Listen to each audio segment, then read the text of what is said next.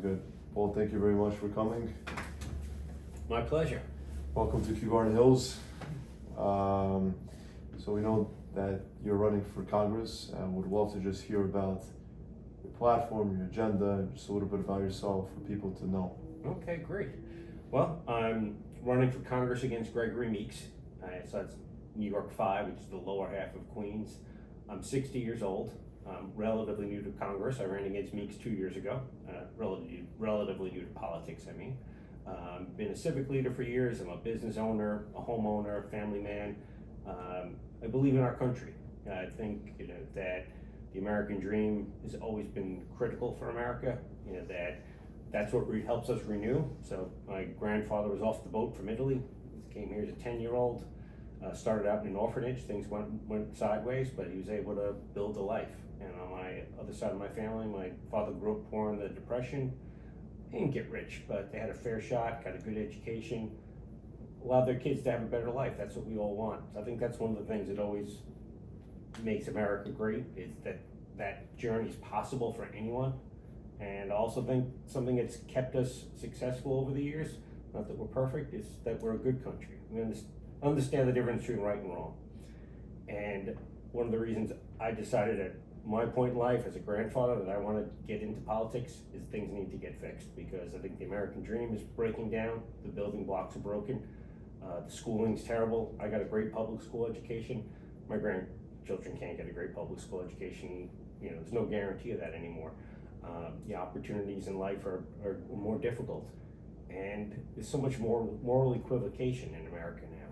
That's why we see young students out there, promoting the worst things. They don't even understand what they're promoting when they say, and they want a free Palestine, or they don't understand what happens on October 7th, and it's shocking that young people don't know right from wrong. And so we need some people that in the government who are clear on what's right and wrong, and also rebuilding the opportunities for everyone. I think I could do that.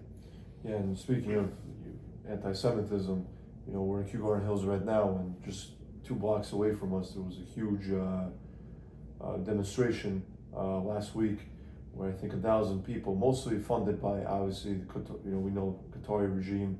They fund a lot of these protests, people that have no idea about what they're even there for. Mm-hmm. It's an indoctrination of students, and they're there in our community. We're trying to stand strong. And we need more resources, obviously. We need more support in the public about the moral, what's morally right and what's morally wrong. Like you said, and we had a conversation earlier. What happened on October 7th? You said that people were killed, innocent Israelis, and they went and called back to their families, and they were proud of what they did. It doesn't matter what you stand on the issue. This can't be. It's depraved. It's barbarism, and to teach children. I mean, that is the deepest evil, and it's sort of in the name of God. You're saying this is what you should do. You're making Allah happy. You're making, I don't care if it's Yahweh, Jesus. You're not making God happy by killing someone else. And be able to call your parents and be proud, and they're like, "Oh, you're wonderful." The depravity there is that's the face of evil on earth, and we need to be able to. We can't be clear about that.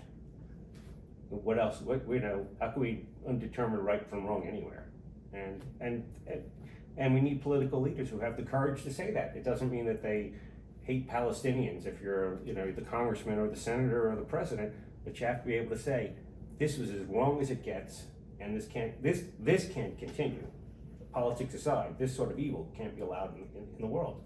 And we have to help people out of that, who've been trained in that, grown up in it, but we can't just say, all right, well, this war has gone on enough, so let's just have a ceasefire and let it all happen again in 2 years or 3 years, because we've been living that my whole life. And we're here, we're thousands of miles away. The people there have been living it their whole lives for real. Yeah.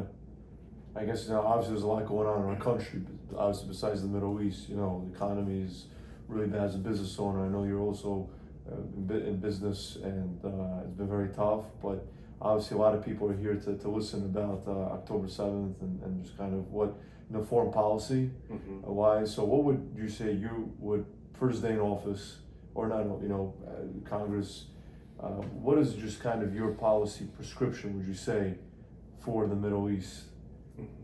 Well, and of course that comes from more from the president, so we need a change in the White House. But I do think you need support, whether it's moral support or sometimes legal support from Congress, and whether that's new treaties in the Senate. But we need to stop pussyfooting with Iran. A long time ago, George W. Bush said it was, the axis of evil was North Korea, Iran, and Iraq. I think in North Korea you've got crazy. Iraq, you had a bad man. We've had plenty of bad men through history. Iran is the center of evil, with exporting terrorism. With again using God in the worst way possible, and there's no pussyfooting with people like that. You need to stop funneling the money. And the Iran nuclear deal, right? That was one of the worst, and then. God forbid these people are in control of the House again, and we could just imagine what kind of wars that we would have with Iran. And it's not even a nuclear bomb necessarily, because maybe they're like, oh, well, we've got enough of this seriously radioactive stuff. We put some dirty bombs out there, just, so you don't get a mushroom cloud, but you still destroy cities that they become radioactive, whether they're in Israel, which, they would cherish, or anywhere in the West, because they don't believe in the West at all, in just what we consider civilization. So, not that we need to go to war, but we need to, like in a Cold War, contain them and stop their evil influence in the world. That's the biggest thing we need to do now, because that's the pain we're all suffering. Yeah. That's what Republicans and President Trump did, right? He put credible sanctions on Iran. He basically, they were crumbling beneath their feet, and just the turn of the tide, how a few years can just get Iran is such in a better position now than it ever was. And so I think it's important, obviously, to elect people that would vote against any such future deals, and especially what happened, yesterday with the 10 children that died, and for a lot of people that are watching this right now, CNN and all these other media organizations came out and they said that it wasn't 10 children that died. It was because of Israeli aggression, that people on the northern side of Israel's border attacked other people in Israel, when in fact it was 10 children that died in Israel because Iran is funding Hezbollah. And now there's these calls again of a two-state solution, of peace. In Judaism we're taught, you kill your enemy before, you wake up to kill your enemy before they come to kill you. And I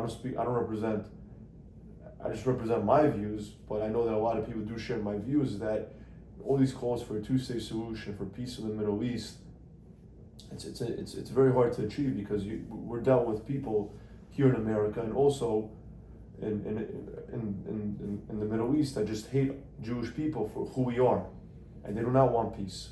They want to destroy us. They want us to not have a country, and they want us to be dispersed again. And then it's the ultimate opportunity to completely try to eliminate us. So it's very dangerous when people call for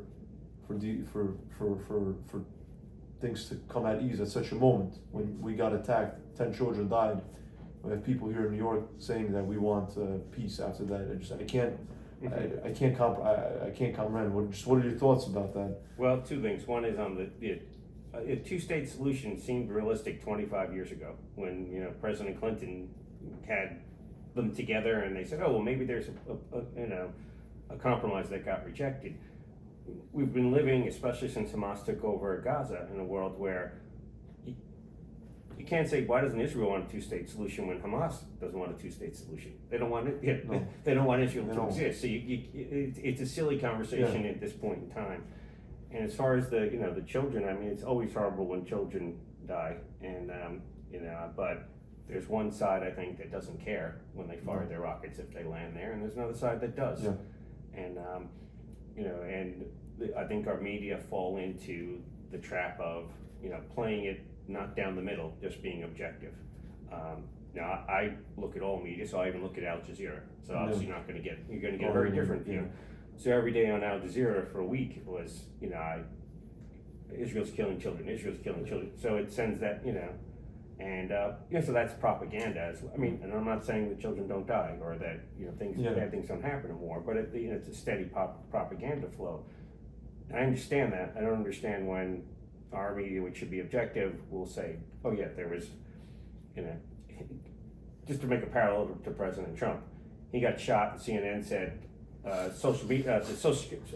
Secret Service rushes him off the podium after he falls. Yeah. So there's a lot of work to do. Yeah, so 10 people got killed, but we'll kind of downplay they were children because we don't want to be Islamophobic or something. Just tell us the truth. Exactly. We want the truth. Yep. So thank you so much. I really appreciate you coming out here, just to learn more, I guess, about our community, the Queens Jewish community.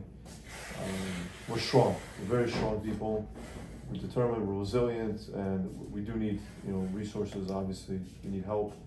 We need our elected leaders to go out, not only for Jews, for the American people, and for Israel, because Israel's the only democracy in the Middle East. It's the only beacon of light in that dark area. And if Israel falls, God forbid, then it's not looking too good for America either. So, and as a Catholic, there really won't be a Holy Land. Yeah. And I don't, Yeah, exactly. I think that would be separate from politics and just for what's right and wrong, that tragedy. All right, thank you so much for coming out here. Appreciate it. God bless you. God bless. Thank you.